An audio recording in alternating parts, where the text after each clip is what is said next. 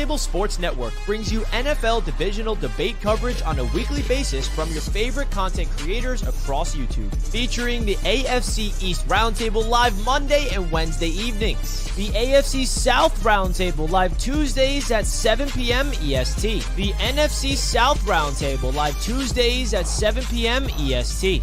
The NFC West Roundtable live Tuesdays at 9 p.m. EST. The AFC West Roundtable live Tuesdays at 9 p.m. EST. The NFC North Roundtable live Wednesdays at 6 p.m. EST. The AFC North Roundtable live Wednesdays at 6 p.m. EST. The NFC East Roundtable live Thursdays at 6 p.m. EST. Roundtable Sports. Real coverage from real fans.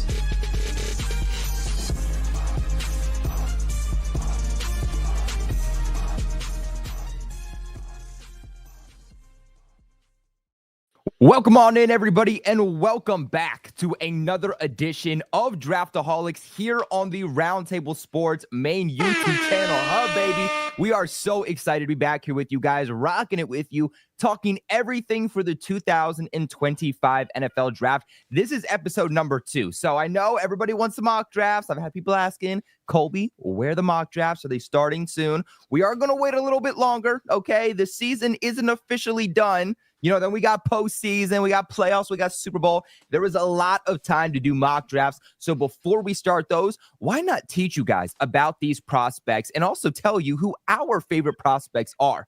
2 weeks ago, we broke down our top 5 quarterbacks. This week, we are going to be breaking down our top 5 running backs. As always, we want to hear from you guys in the comment section below. Who got it right? Who got it wrong? Who is mentally sane and who is mentally insane? We want to hear from you guys. We want to know about it in the comment section below. And of course, let us know who your top 5 running backs are currently in the 2025 NFL Draft. Before we get into this, guys, I do want to put a little disclaimer on it for anybody that maybe is watching this in February, March, maybe even April, that looks at these lists and say, what in God's name are you talking about? We are making these as of, January 2nd? So there's a lot of things to still change, right? There's an entire draft process. There's the combine. There's the Senior Bowl. There's a lot of things to still happen. Our lists are going to fluctuate a little bit leading up to the draft. But for now, these are our top guys. But guys, let's just go around the table. How are we doing? I mean, it was just Christmas. It was the New Year's. Derek, let's start with you. Oh, man, you know, I've been dealing with this freaking sickness ever since the right beginning of Christmas. So, yeah, it's kind of been rough here and there, but you know, all in all, can't complain too much. You know, I'm happy to have been around family and friends and just super happy to talk about this great position group that we're going to talk about today. Yeah, there's a lot of stuff going around right now. So hopefully if you're watching this, you guys are doing a lot better than Derek is. There's like multiple different strands of the flu going around. They got the vid back. I don't know what's happening right now in the world, but there's a lot of rough things happening, especially with health. But like you hit on, Derek, I don't know about you guys. This is one of the hardest rankings that I think I'm going to have to make all year. Running back is so deep in this class. I think like this, edge rusher, probably going to be 2 of the hardest lists to make because it's just so deep. But Broshmo, how you doing, man? Guys, we got Broshmo here, not as a special guest. We got Broshmo full freaking time, baby. Let's go. How you doing, Broshi? I'm not half bad. Hey, well, there you go. Pretty That's good. cool. I'm pretty good. Notre Dame just took the lead, so I'm feeling great. Notre Dame money line. Finish my parlay. Finish the story of my parlay. Brought to you by BetUS. Perfect time. Yeah, right? What about you, Dose? How you feeling? Yeah, man, I love BetUS, man. Shout out to BetUS. No, I mean, I'm good, man. You know what I mean? I drank way too much water, before we got started. I'm just going to throw that out there now. So I may be, in and out for a second here, but I'm fired up, man. Like, this draft stuff has me hype. It honestly, the draft gets on you quick because you think, like, it's not the playoff set. Then you just look at the date and you're like, dude, it's not that much time. Like, we're you know what I mean? Like, we're rolling up on this thing quickly, it feels like. And I'm fired up, man. I didn't know how legit this running back class was because I had only kind of, like, touched the surface. But, man, getting into this thing, this is a legit room. And I think there's a lot of unique styles in here that has me excited. So I'm excited for this one. Yeah, not going to lie. I sat here for a few hours trying to make this list. I think I penciled in the top 3 pretty confidently. And then after that, I was just going back and forth. This guy. Then I slept on it. And then I was like, no, we're going to take that guy out and put in this guy. So I respect all of your lists because, again, I sat here for like 2 hours trying to put mine together. But Dose, I know you said you might have to step out to use the bathroom. Do you want to get to your list first, or should we do yours second? That's up to you. You're the host. I can make either Look, work. You know what I mean? Bathroom, Dose. I don't want you to be like pissing. You know what I mean? All right, I'll go prepared, ladies and gentlemen. Let me go second. I appreciate your offer. Let me go second, if that's the case. I got you, bro. All Hey, right, you're the man. We'll start with Broshmo, okay? We got the GOAT in here. Let's see Broshmo's list, and we'll have Broshmo break down his top 5 running backs here for us in this class. So let me see. This one. There we go. All right, Broshi, break it down. All right. So for me, actually, the top 4 I thought were pretty okay, yeah, these are the top 4 guys. Hands down. Ashton Genty. Freaking love the dude. He's a force missed tackle machine. He's small. He's compact. Bowling ball build. Literally, that's my type of guy when it comes to being a running back. He can do it as a pass catcher. Didn't really showcase that a lot this year because of the offense, but he did that in 2023. So like all of a year and a half ago. So for him, dude, top 20 player in my opinion. Martin Hampton, dude's big. He's fast. You get him going like top speed, watch out. It feels kind of Jonathan Taylor-esque a little bit. And we got Caleb Johnson, dude. Caleb Johnson just blowing onto the scene this season for Iowa, man. Dude's been phenomenal. The vision's gotten better as the year has gone on with him. And that was kind of like for me, that like at least early on, I was like, man, this Iowa offensive line is just giving him gaping holes. So it's like, I don't know about him. I like the package. Don't know about the vision quite yet. And I felt like during the second half of the season, it got much better. TreVeyon Henderson, lightning in a bottle. You saw it yesterday. You put this in the ball in his hands, he could take it to the house for 6. Absolutely love that. He's going to be a good. I think this is the one guy that's not, you could say, quote unquote, bell cow among these this top 5. But he's definitely going to be someone that can come in and just give you a spark with like 10, 15 touches. He could do it in the passing game. He could do it in the run game. And then 5 was so difficult for me. I was going between 4 or 5 different running backs.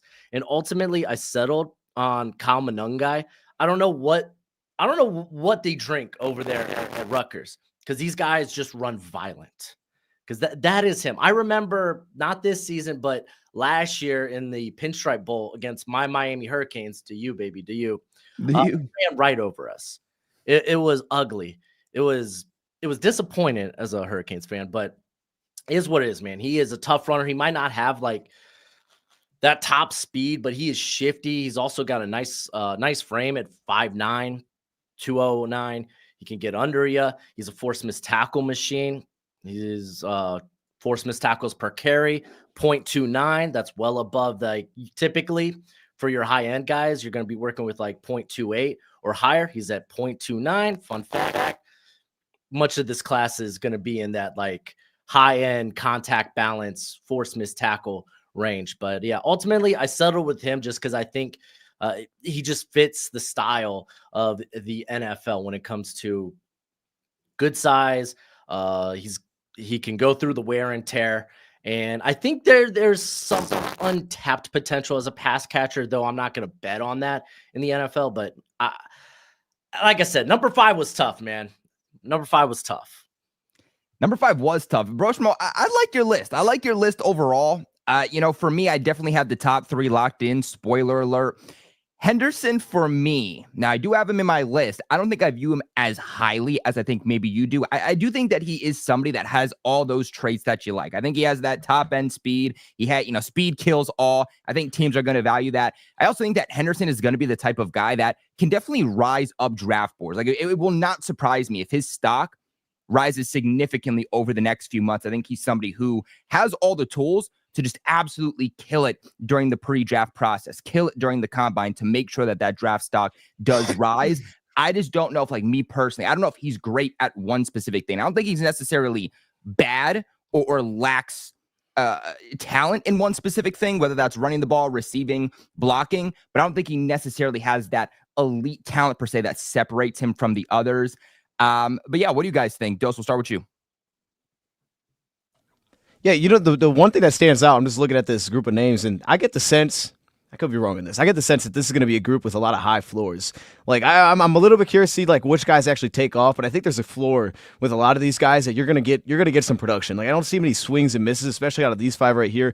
I remember Henderson last year going into it. Like I thought Henderson was coming out last season at a point. I was like, man, I kind of like this dude a little bit. You know what I mean? And so adding what he did this year, and then the Caleb Johnson one's the weirdest one for me because I haven't gotten there with Caleb Johnson yet. Like I feel like when I watch him, it kind of goes with Samson too. I get kind of the same vibes there. Like there's things that I buy into. I'm like, okay, I can see why some people would like him as top 5. It just hasn't felt like as polished as maybe I want it to for what I feel like for like a number 3 running back in this class. So Caleb Johnson's the weird one. I'd have him a little bit lower, but overall, I don't think the 5 are wrong here. I think for Travion Henderson, I just think that you're going to get production on all these dudes. Like I don't see anybody on this list that's not going to give you immediate production. So Caleb Johnson's just the weirdest one for me, but your top 2, I think a lot of people are going to have those. Yeah, I went back and forth with Caleb Johnson too. Do I think he's 3? Do I think he's 4? And we'll ultimately get into my list and what my final overall thoughts and rankings were for that. When it comes to Travion Henderson, I'm curious on your guys' thoughts on this. Do you think that he's always just going to be that complimentary back, that change of pace back who can start when he needs to? Or do you really think that he can be that bell cow? He can be a starting running back for a team? Bro, let me start with you. I mean, sure he can, but I'd rather not with him just because I feel like this is the one, like the first full season where he's looked fully healthy. I forgot what the injury was, like an ankle or a heel or something that he's just kind of been plagued with like the last couple of years. So they bring in Quinshawn, and dude, his production went nuts. Like we're talking yards after contact. His forced missed tackle rate is higher than it's been. And I think I'd rather keep him to like, if you're going to bring him in the NFL, keep him around like a 13, 14, 15, 16 touch limit, whether that's in the passing game and the running game. And again, just kind of have him be the lightning to somebody else's thunder. So maybe like a Zach Charbonnet type of role there, to where if you need to start in a couple of games, he can do that, but he's more so going to be that second pace back, that change of pace back. I 100% agree on that. Would be beautiful behind Jonathan Taylor. Who is still the bell cow, but Travion Henderson, he gets those 8 to 10 touches a game, and you watch, he can get you that 60 some yards on those 10 touches and get you a touchdown on a big play. That's what I like about a Travion Henderson. He's not a number 1 guy for a lot of teams right off the bat, but you can put him anywhere, and he is an immediate RB2. And he, outside of David Montgomery, would probably be the second best running back 2 of anyone in the NFL after that. Yeah, he demands like a feature part in the offense. Yeah, I agree with that take. Derek, what do you think about the rest of Broshmo's list? Yeah, I mean, Kyle being number 5, I mean, I don't know a ton of the stuff behind that one.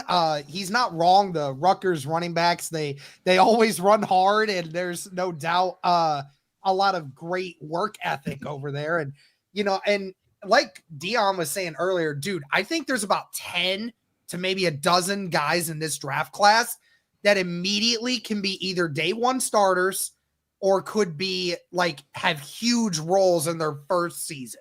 Like that's how deep this running back class is, because there's so many unique talents.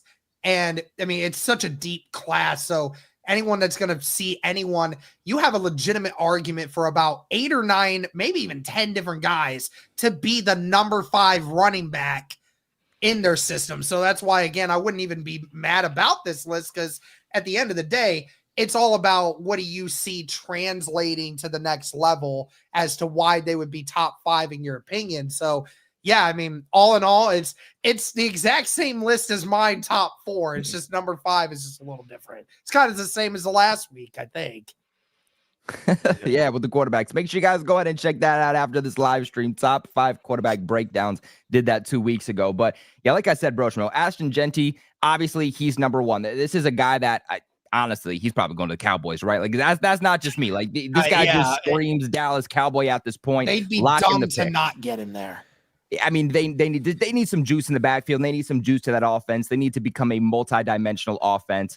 But we'll talk about that more when the mock drafts come along. So in and out, Ashton Genty, easily number one on everybody's list. I really, really, really like Cam. Just like, guys, the more I see this guy, the more that I look into him, the more that I talk about him, I love him more and more and more. Easily has a first round grade to me in any other draft class. Like if Genty wasn't in this draft class, this guy would easily and confidently to me be the number one guy. Just continues to get better, better, and better. Like I said, Henderson, for me, I have him a little bit lower, but I do have him in my top 5. But Dose, let's go ahead and let's get on into your list. Why don't you break this one down for us? Yeah. I mean, Broshmo threw me off. I'm looking at his like, man, we are not in the same. Here we are. I thought when I said that to you, Colby, I tried to cheat on the test a little bit. I was like, this thing's going to be like right on. No, it's not. Look, man, I won't go too far with Genty here. We're all probably going to have him at number 1. But I'll leave that where it is. But you didn't have Cam on your list, Broshmo. And this isn't like what he did yesterday, because yesterday was pretty awesome. But, man, I think when I watch Cam, I mean, immediately everybody's kind of like, okay, this guy, he's just a handful. He looks like a bulldozer when he's running. And he's got like this great center of gravity with just his natural build. He's a powerhouse as a running back. But I feel like there is underlying explosiveness to his game. And I think there's more of a more well-rounded, versatile running back than I originally thought when I just first started watching him. Just as a pure runner, I think there's more explosiveness laterally than I would expect in a guy in that body type. I think when you look at the way he's been able to change his style over the years, I think there's a lot of upside still within this guy's game. And that's the guy I want behind my quarterback. Like, that's the dude I want to hand the ball to in big spots. I'm just going to trust him there. So I think that this guy's just trending up. And I think he's much more well-rounded. I think could be perceived with just the way that the guy is built. So for me, Scadaboo was the guy I was actually considering at one point putting him at 1. I'm not there yet. I can't get there. Not yet. But at one point I was considering that. I'm going with Hampton as well.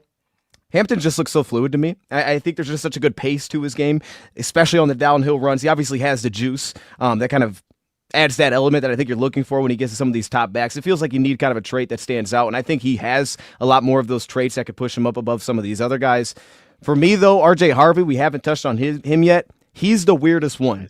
He's the weirdest one for me because I'm not sure. Like this is one of those guys where I'm worried that this one floor wise could be a problem. I just feel like he needs to speed up. I don't feel the play speed is constantly where it needs to be. And there's a lot of plays where I watch him like I don't know that this translates to the NFL, but I just love the way that he looks as a back. Like he's constantly balanced as a back. I think that there's 3 down upside potentially here. He makes some runs that you're just like, that was way above what I expected on that play. So I think RJ Harvey could be one of the more well-rounded backs. I'm concerned about how it's going to translate competition-wise when it hits the NFL, if it's going to look like, okay, this guy doesn't fit in. And then for me, Hunter just fell in love watching Hunter right away. I mean, this is kind of just like the downhill. He's going to get the yards that are there. I love the angles that he takes. I love that. Like I think there's a skill set to being able to find guys that constantly can take on half man, constantly can finish forward. And when I see Hunter, I see that. Like I get him out in space. It feels like he's stumbling over himself sometimes, but I just feel like there's a constant ability that he's always rolling forward. And I think when you're looking for consistency, which is when we're getting to this spot of the draft for running backs, that's what I'm looking for. I think Hunter's got one of the stronger floors for me. So that's why he ended up getting in my top 5. Broshmo, what do you think about this?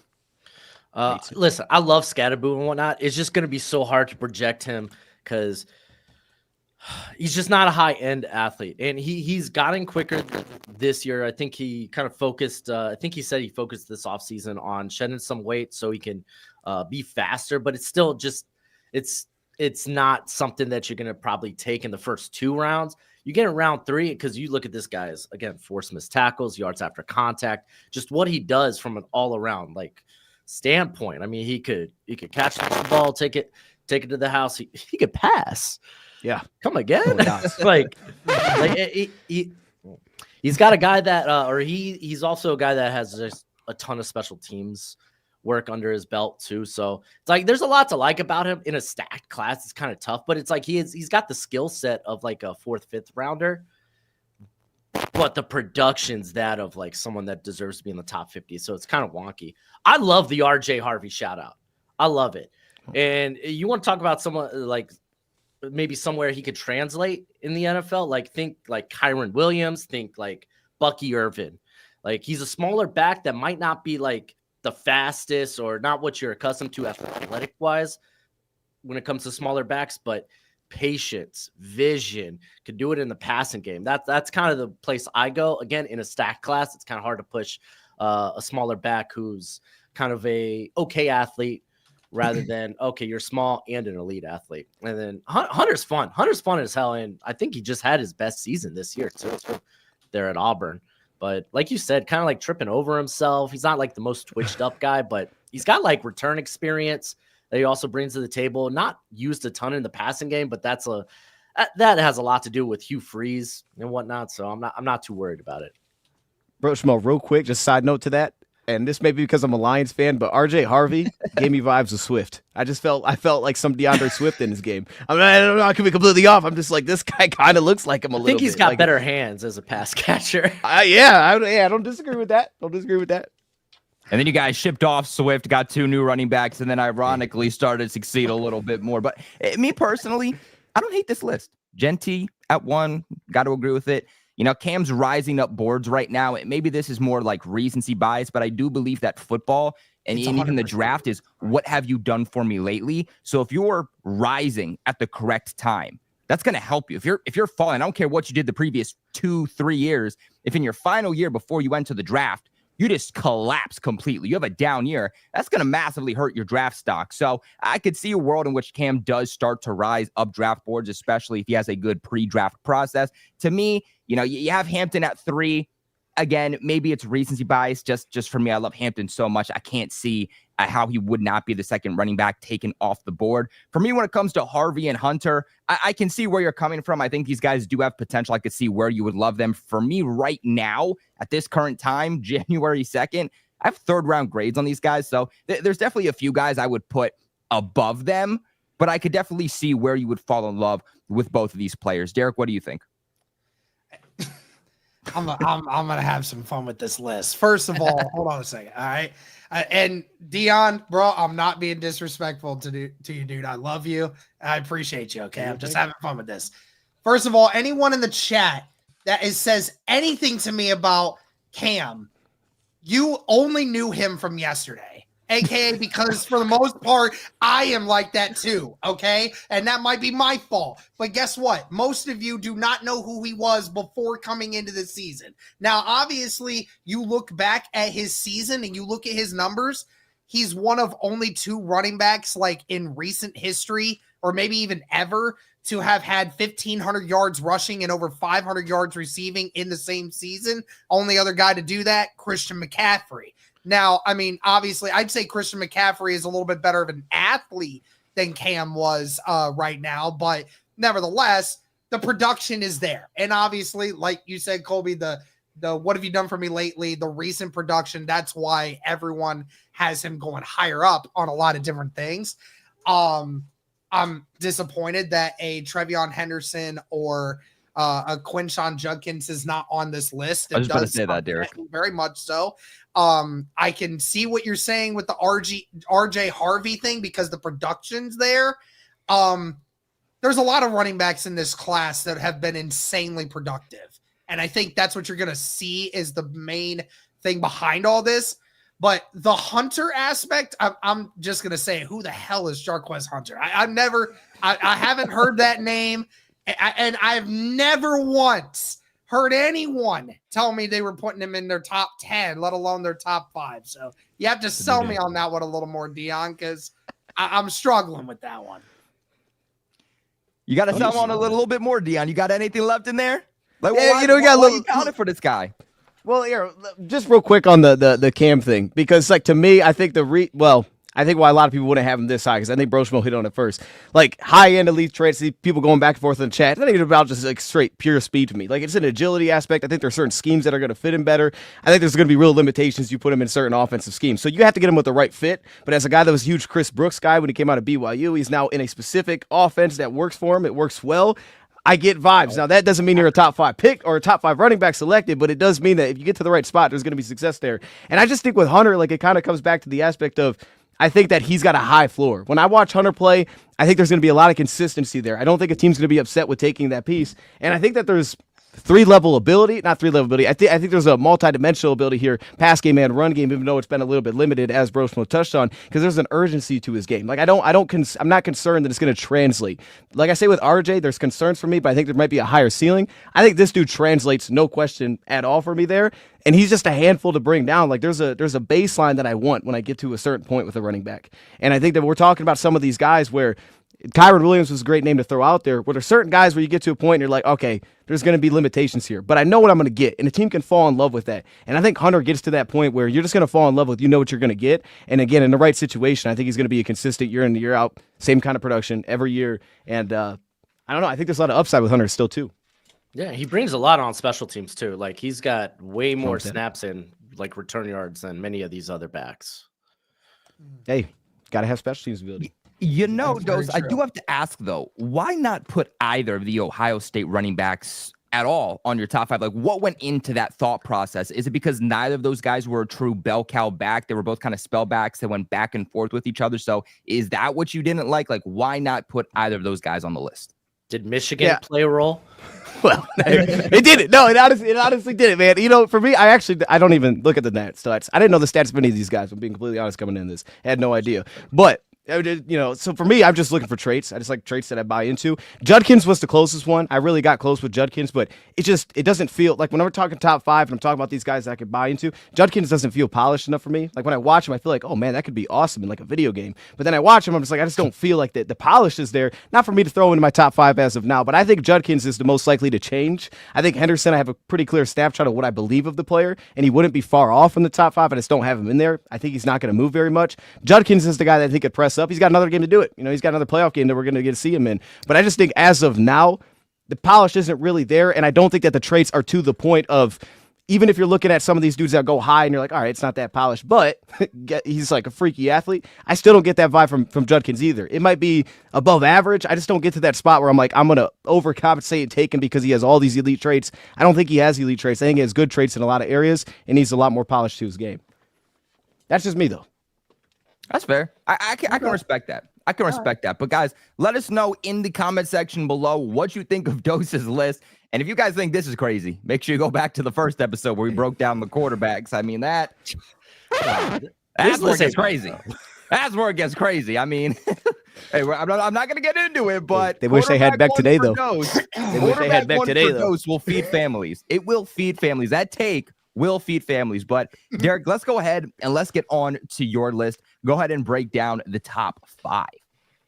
Well, obviously the number 1 goes to who should have been the rightful Heisman Trophy winner from the get-go, Ashton Jeanty. I mean, it's less about the top end speed. You know, he's not even the fastest. He's not even really the best athlete when you look at ultimately the rest of these running backs. But what he does better than everybody else on the entire list is what happens after the contact. Breaks more tackles than anybody else. He runs through people. He can get around people. He's impossible to bring down with an arm tackle. And that's such a unique and very helpful ability because a lot of guys don't have that kind of balance to their running game. And, you know, you see how he runs. He kind of stands in the backfield just straight up. You know, people are like, why do you do that? It's like, it doesn't matter. Like, as long as it works, it works. And, you know, he shows that he doesn't have all his weight forward. He keeps it backwards. And, you know, he may not have the great breakaway speed that some of the best athletes in the NFL might have. But when you get a guy that you can give the ball to 25 times a game and is the workhorse and will work for every yard he gets, that's the kind of guy you want to have as your running back. And the Dallas Cowboys would be stupid to let this guy get past them in this upcoming draft. They'd be stupid. Number 2, Amarion Hampton. Pretty much the exact same thing here. Bell cow guy, great measurables, 6 foot, 220 pounds, but, you know, has that really good speed, but he has a good build. Just all around has a really good feel to his game. And has always remained consistent while at North Carolina. I mean, has had 15 touchdowns in each of the last 2 seasons. As a runner, and, has had almost 300 rushes in each of the last 2 years. So this is a guy that is certainly not afraid to take the rock and go along with it. So I'm definitely down for him being as number 2, as seeing that balance with him. Caleb Johnson, I was hesitant to put him at 3, to be completely honest with you. I felt like, as you watched him throughout the season, obviously everybody knew what was going to happen when you played Iowa. You had Caleb Johnson, you knew he was going to get the rock, and yet somehow, some way, nobody was able to stop him. He averaged 6.5 yards a carry. He had over 23 touchdowns on the year. And really the only time he ever got stuffed was against an Ohio State defense, which is filled with a whole bunch of first, second, third round talents. So, outside of that, nobody really ever found the key to success to slowing down Caleb Johnson, even though they knew it was coming, because he's got great vision. He's a workhorse. He can go through every progression. That's exactly what you want out of a running back in Caleb Johnson. I feel like it translates pretty well, even if he might be the worst athlete on my list when you talk about high-end speed and whatnot. Number 4, Trevion Henderson. Again, I was potentially considering putting him at 3, but I felt like the fact that Henderson may not be a every down back right off the bat for NFL teams, I felt like that might have put him at a disadvantage there. Henderson, for me, he is one of the best athletes in this draft class. He has tremendous breakaway speed. If you watched that Oregon game last night and you saw that 65-yard run that he had against Oregon, that is the type of player that you're going to get out of Trevion Henderson, is a guy that just, when he has a hole and he hits that second level, there's very few guys that are going to be able to catch him. And on top of it all, we have seen him do a little bit of the workhorse thing, but I do agree with what Broshmo said earlier about how it would be best for Trevion to not have to carry the rock 200 plus times a year. If you could get him in that 100 to 150 times a year, it would be just so much better for him, because he would stay more healthy as time goes along. And a reason why I have him at number 4 as well, and it might be the best attribute versus all the rest of these guys, he can pass block. His protection ability, he may be small, but dude, he kills people that come up in the blitz. Like, I encourage you guys to just go watch Ohio State film this year and watch his pass pro. Watch him when guys are blitzing in. I promise you will be entertained. He destroys linebackers who dare come across the middle of the field. He is that good, and that is what is going to immediately make you put on a show, and teams are going to love that aspect of him. And he's a leader of men, too. The Ohio State program has kind of had a lot of things going on with, converting their faith, and he's been one of those guys that's been at the forefront of that. So he's going to be a leader of men, and that's another great reason why I have him so high up. Number 5 is going to be Nick Singleton for me. I see him 6 foot, a full 225, maybe potentially even heavier, but yet a guy that can easily run a 4.4. He might even have the top end speed to hit a 4.3. And he is a phenomenal athlete. And when I look at what he can translate to the NFL, you're talking about a guy that is strong enough, powerful enough, but yet athletic enough to be able to handle those 20 carries a game and still be able to just wear people down, because 6 foot 230 is nothing, is no small guy. And when you can still have the athleticism of better than some of these other guys on this list, that's a guy that I think he's an extremely underrated player. And I think whichever team drafts him is going to be insanely happy when they see him into the building. Dose, what do you think about this? Yeah, no, I don't have an issue with the list for the most part. The weird one, the Nick Singleton one, is the one that stands out. And, I'm making good points. Nick Singleton one, because Damian Martinez from Miami. You know what I mean? He would have been a guy that I think I would have considered flipping Nick Singleton for. He's another one of those big backs, and you know there's going to be limitations in some ways with that.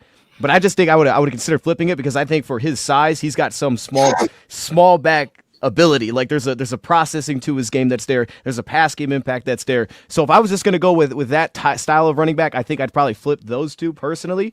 But outside of that, I mean, I like all the background you had on Travion Henderson. I think that's important to note is the little things like that he's doing off the field because that will be taken into account. And then the Hampton one again pops up at number 2. I feel like we're going to see this on a lot of lists as we go forward. Is like he's going to be stuck in at number 2 because he can't move in front of Genty for most people. But the Amari and Hampton one, man, Colby, this is your guy, so I better see this dude at number 1. That's where I'm at. You've talked about the 4. This guy better be at number 1. That's what I'm here to say. Jumping Genty.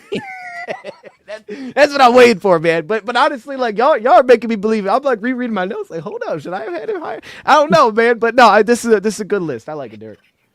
What do you think, Broshmo? Yeah, Nick Singleton was actually the guy I was like tossing a turn over who goes at 5. I was between like him, Manung guy, who I eventually did put at 5. Dylan Sampson was a shout out there, but fumbles and whatnot. And I get it with Singleton, man. Size, speed. The guy's well built, 6 foot, 225, 226, maybe 227. Who knows? It's just, man, from an analytical standpoint, he just doesn't like pop off or stand out like the other guys in terms of like forced missed tackles, yards after contact. He just started getting utilized in the passing game somewhat this year. I mean, he's had that in the past, but not to this degree. So you like seeing that from Singleton. But for me, it's like he's like a pull away guy. He doesn't handle, I think, first contact as a big back should. He doesn't entirely always bounce off or power through. I think some of that is just high pads and whatnot. But I get it. He's easy to fall in love with, man. And honestly, I don't know why he's not getting the workload there over. Fat Man he's Allen. got about the same number of rushes, maybe even a few less this year than he did last year.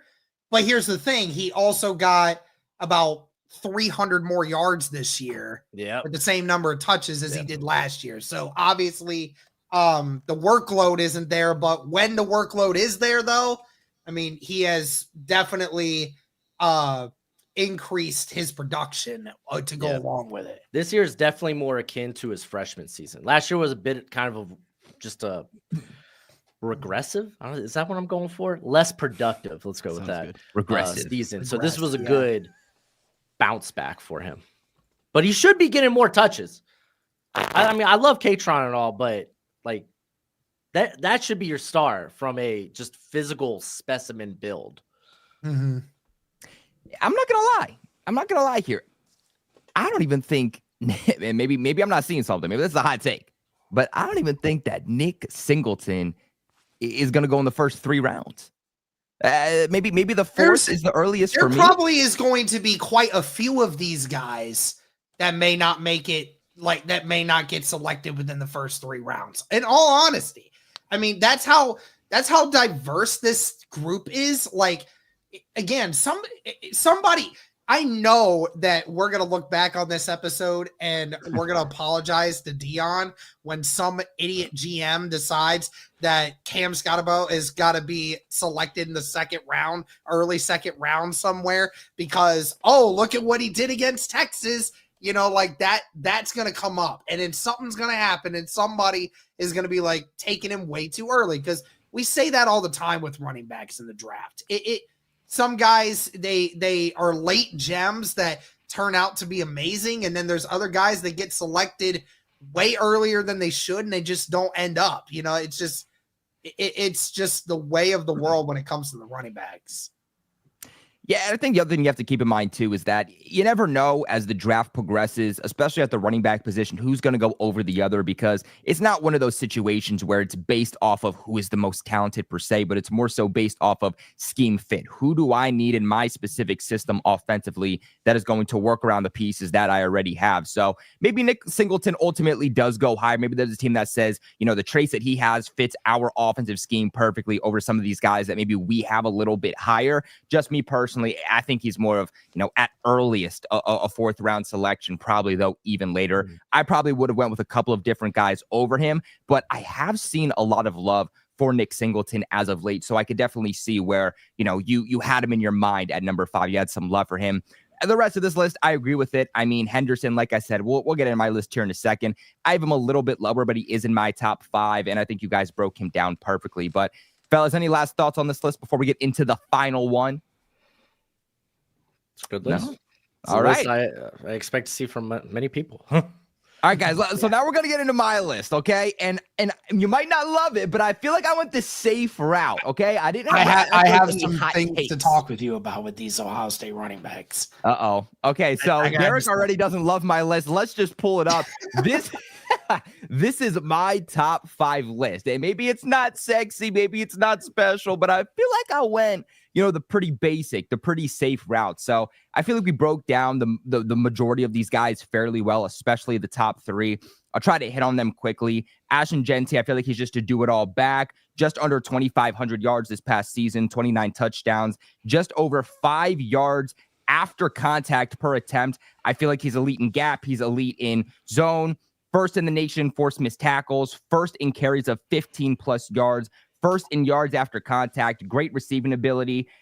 Only flaw for me is that size. I mean, being 5'9", it's not necessarily the most ideal, but it's the running back position. It's not like he's 5'9" playing quarterback. It's not like he's 5'9" playing wide receiver. Small running backs can do it. He's a true 3-down back to me. I just get a little bit concerned of that 5'9" size just because, as a receiver, as a do-it-all back, that I want to get him on the field as much as possible. When it comes to those passing opportunities, is that 5'9" height going to kind of hinder him a little bit as he enters the NFL? That's my only question, though. I love 5'9", dude. I love those bowl and bowl builds, dude, for running backs. It's fun to see him on the field because they're just zooming all over. Nobody can tackle them. They can't get pad level. So I want my running back as close to the earth as possible.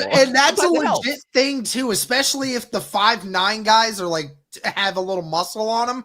And that's a real freaking thing, too, dude, because them linebackers, they'll just stand up and then they'll just run right through them. So sometimes being small can help.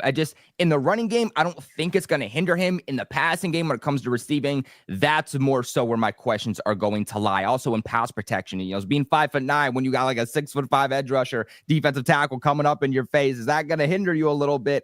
Those are my only questions for him. But number 2, Amari Hampton, like I said, I'm in love with this dude, bro. I know Dose wanted me to put him at 1. I feel like it would have been a little bit premature for me to do so. Genty's already locked in at number 1, but I feel like in a lot of other drafts, I mean, Hampton very well could be the number 1 guy. But for me, he's a put your shoulders down, run through a brick wall type of guy, 6 foot, 220 pounds, strong, explosive. He's going to tire out a defense too. And that's what I love about him is that he never slows down. And as the game progresses, as maybe it's a close game, maybe you have a slight lead and you just want to tire out that opposing defense and just end the game. You need to get those last few tough yards. I feel like he's a guy that's going to come in and do so. I don't think he's very necessarily creative with his runs per se. He's not a guy who's going to, juke sticky. He's not a guy who's going to truck you, have all these different types of moves. He's just, I see a guy, I'm going to run through a guy. I don't care if there's 4 different guys coming at me. I don't need to do something special. All I got to do is put my shoulder down and run through them. And I love that mentality. Like this running back to me screams Bill Belichick. And it's ironic that, of course, he's leaving and now Bill Belichick's coming in. But this just screams like classic old school football, Bill Belichick type of running back. And that's what I love about him. Is he going to be a true number 1 guy? I don't know. I don't know if he has enough in his repertoire per se to be a true number 1 guy, but nonetheless, even if he's a split back, even if he's a number 2 guy, like we've talked about with some of these other guys, I think that's okay. And just the style of running, that type of running back, I think will always succeed in the NFL and he'll always have a place in the NFL. So Hampton, easily number 2 for me. When it comes to Caleb Johnson, I was really debating number 3, number 4. Right now, I do think he is number 3. I think he has the ability to both rise and fall during the draft process. So this is subject to change, but coming off of his best season, really thrusted his draft stock upwards, but really thrusted that draft stock upwards this past season, which I think is why we're talking about him as much as we are. Like I said earlier, football is what have you done for me lately? If he didn't have the season he had, I don't know if we'd be talking about him being in the top 5. And even if we were, we're talking about him being a lot lower. Because of what he did this past season is why we're talking about him a lot more. I mean, he was Iowa's offense. You look at the production they got, the success they had offensively, it truly came because of Caleb Johnson and really no one else. This past season, he was 3rd in carries in the nation at 15 plus yards with 28 of them, 6 foot, 225 pounds. Very, very, very smart player too. And I think that's what a lot of teams are going to like about him is that he knows where to go. He knows how to kind of diagnose the defense in front of him. He knows what to see. He knows the gaps to hit. And sometimes, yes, having talent is great, but sometimes, quite honestly, just being smart and having the football IQ is better than just having talent overall. So I think that's what a lot of teams are going to like about Caleb Johnson. When it comes to Judkins here, I think this is where maybe it gets a little bit controversial, right? Everybody thinks that maybe Judkins shouldn't be in the top 5. If he should, then Travion Henderson should be above him. The Ohio State offense, I feel like, is just in question for me this past year. And I feel like that's why a lot of guys from Ohio State won't get the love that they deserve. I feel like both of these running backs kind of fit that same storyline. Were they not as productive because of talent, or were they not as productive because of what specifically Ohio State was doing offensively? But when it comes to Judkins here, 6 foot, 220 pounds. Like I said, he did split time with Henderson. So obviously some question marks for him. Is he going to be a true number 1 back? I feel like he's more complimentary, but that's perfectly fine. Like we said, there's a need for those guys in the NFL still. A great burst, acceleration, size, balance, very, very patient, which I really like. I love the ability to break tackles. I don't love him in pass protection.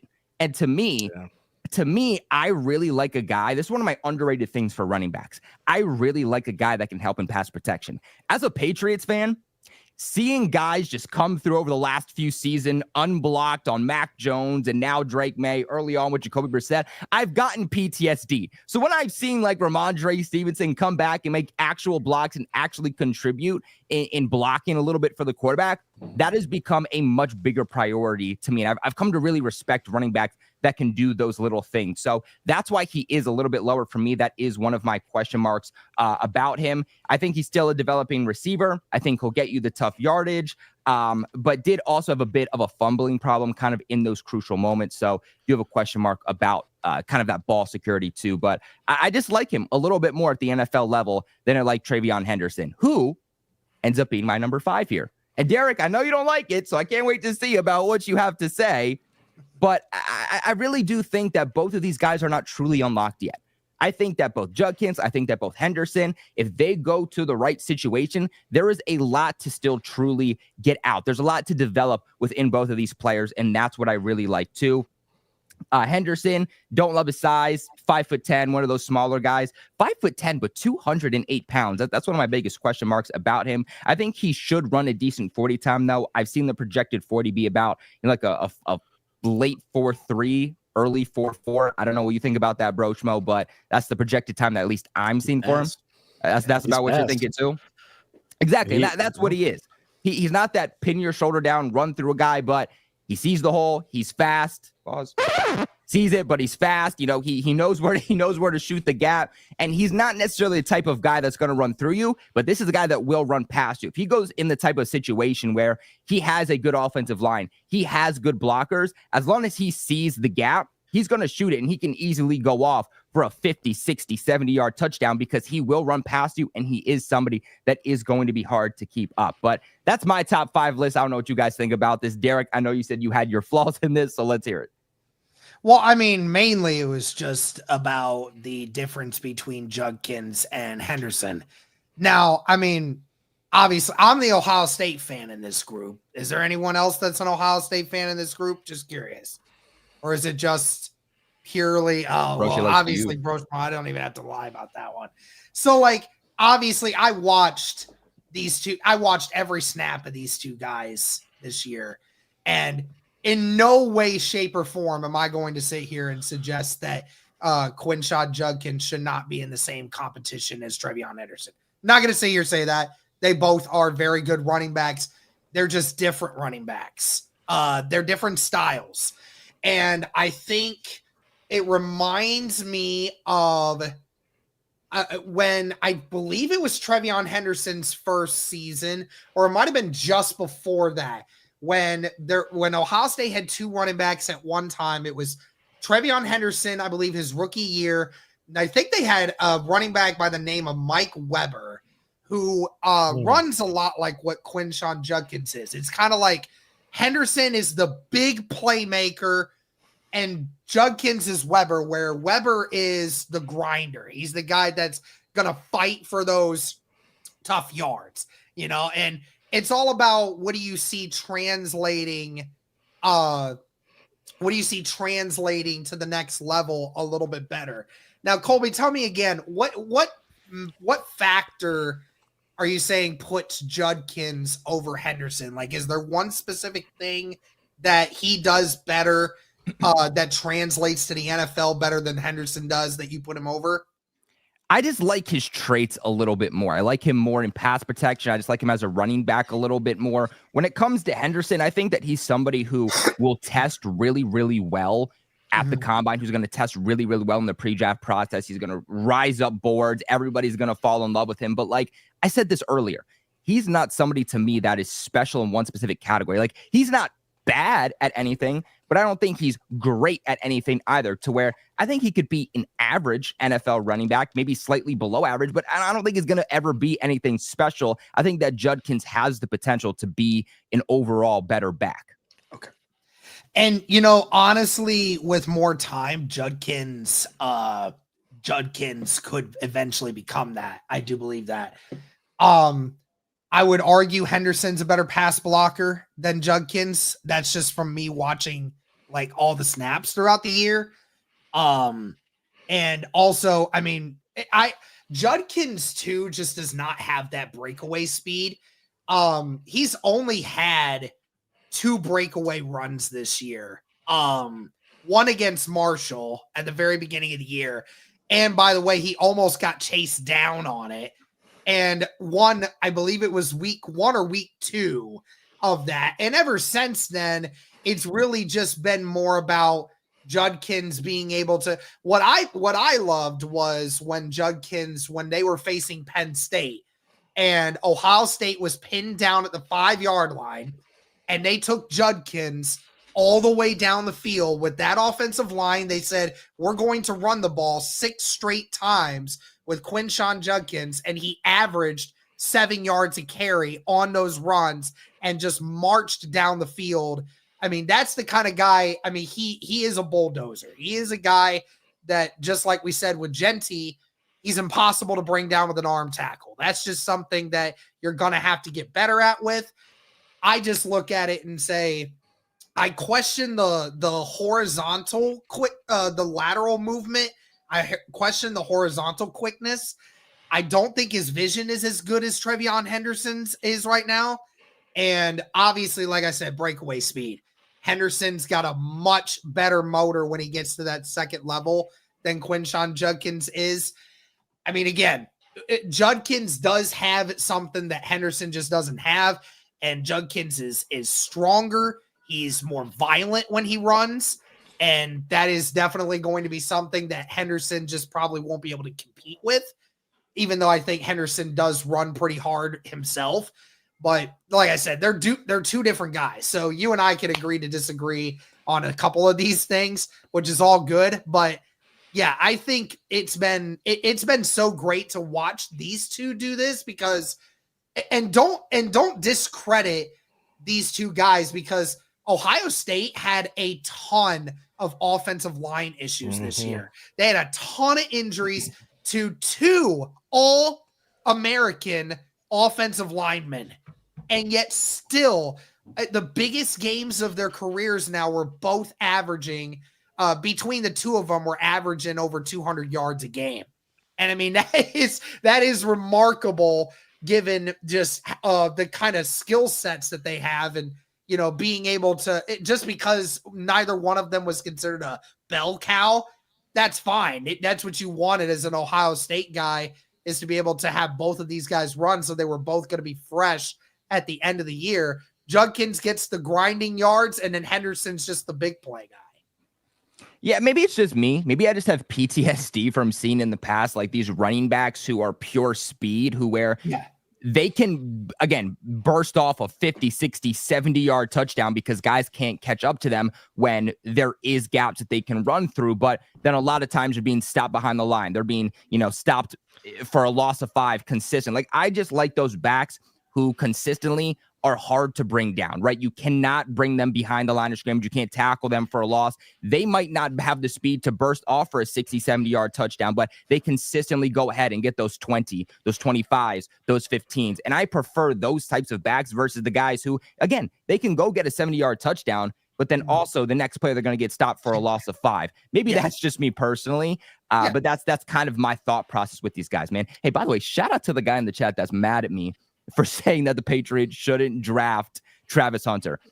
You don't know football if you think the Patriots should draft Travis Hunter given their certain circumstances. I will say let's this. use the first overall pick on a cornerback because that's what the Patriots need. That makes sense. And I will say, if I had to do a 3rd and 1 and I had to put my pulse on the line between one of them, I'm definitely going Judkins because obviously – Judkins is just a load, and I don't think that there's probably only a few select linebackers or even a few defensive linemen that are strong enough to just go mano-a-mano with him at full speed. So exactly. But Dose, let's go down to you. What do you think about this list?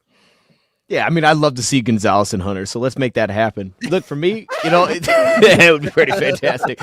One side of the ball would be pretty fun to watch. The other side, I don't know. No, I mean, you know what I want to do, man, because I'm seeing Caleb Johnson up here. I want to ask you a question, and I just want to put you on the spot. I mean, you kind of answered it pretty well, so we actually answered it pretty well, but I'm still going to ask. So, I want to know, what traits for you, because you were talking about traits a lot there. What traits for you put Caleb Johnson at 3, because he's consistently been high today? I think I just need to watch more Caleb Johnson. You know what I mean? Maybe we got to dig back into it a little bit, but I want to ask you that. Outside of that, though, I'm a little disappointed with Hampton. I'm disappointed, and I love the pass protection point. I love what you brought up there.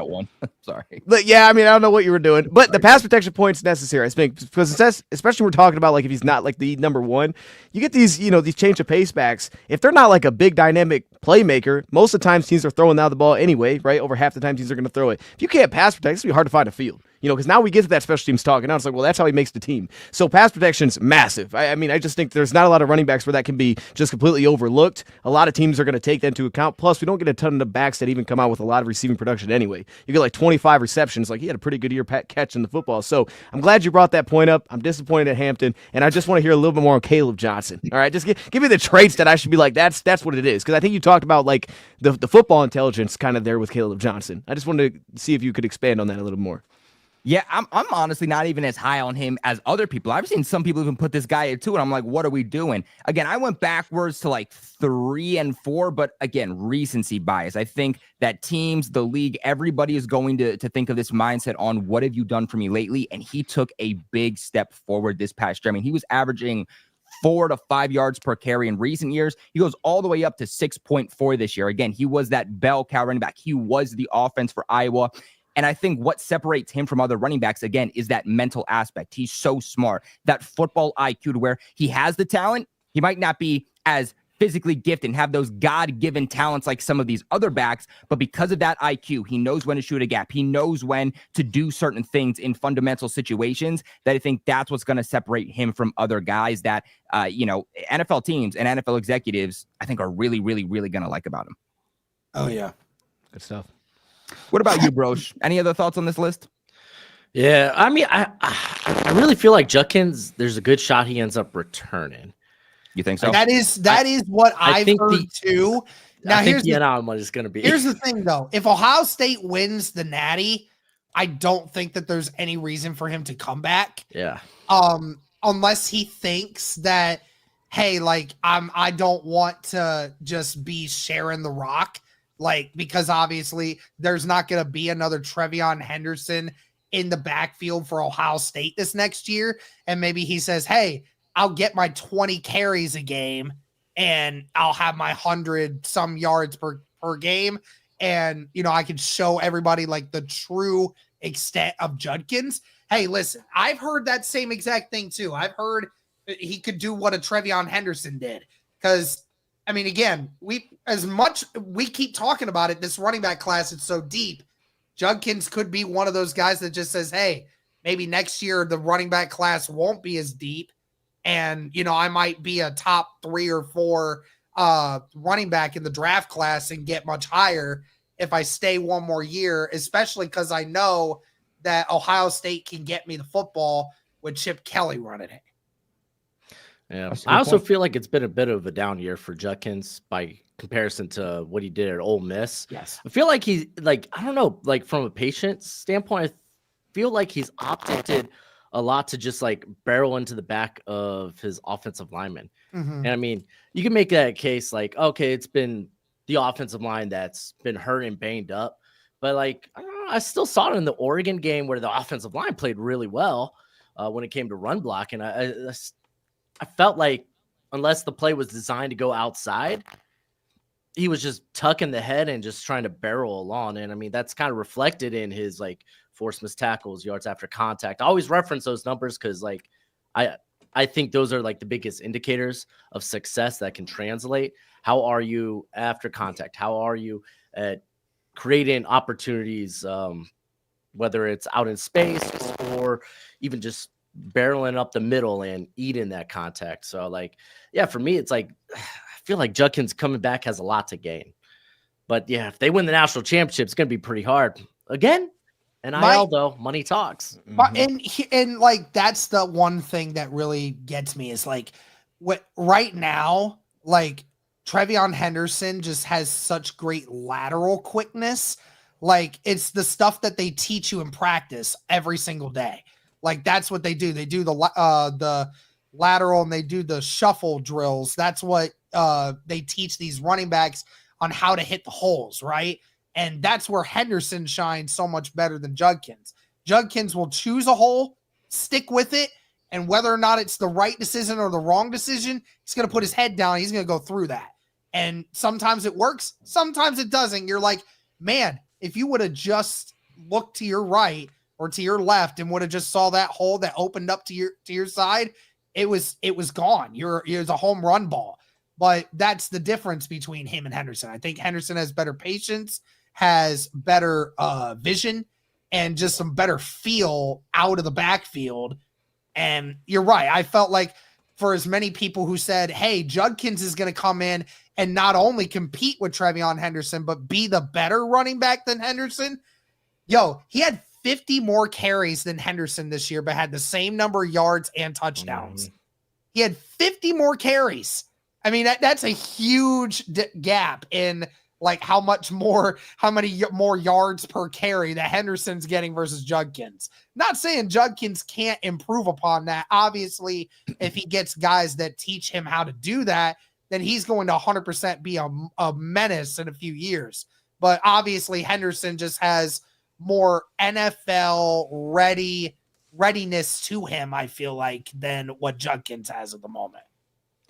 Yeah, I'm not going to lie. I also consider Dylan Sampson here at 5. Yeah. So it was tough. It was tough. I was really going back and forth with this list. I changed it like 3-4 different times. So it was difficult. But guys, that is going to wrap up episode 2 here of Draftaholics on Roundtable Sports main YouTube channel hub. Make sure you guys check out our first episode where we did exactly this. But instead of running backs, we broke down the top 5 quarterbacks. What position are we doing next? You guys are just going to have to wait and find out. On your way out, make sure you subscribe here to Roundtable Sports YouTube channel, not just for Draftaholics, but we got other shows like Wake Up and Ball with Richie and TD every single morning, Monday through Friday. So make sure you guys go ahead and check them out. Again, this is my list. We got Genty, Hampton, Johnson, Judkins, Henderson. Broshmo's list, we got Genty, Hampton, Johnson, Henderson, and then we got Kyle. I'm not gonna lie, I'm still trying to pronounce that dude's last name. Every year there's like one guy whose name I can't do, and right now it's him. I'm not allowed. I can't do it. I don't know why. And we got Derek's list. And we got Genty, Hampton, Johnson, Henderson, and Singleton. And then we got Dose's list. Now that's where it separates from everybody else's. We got Genty, we got Cam, we got Hampton, Colby, and then we got Hunter. I love that for you, though. I love that for you, Dose. You know, you're a little bit different than everybody else, but that's what makes you stand out. I love that for you, dude. But hey, guys, let us know in the comment section below who got it right, who got it wrong. But until next Thursday live at 5:30 p.m. Eastern, we appreciate you guys for tuning in to Draftaholics. Stay safe.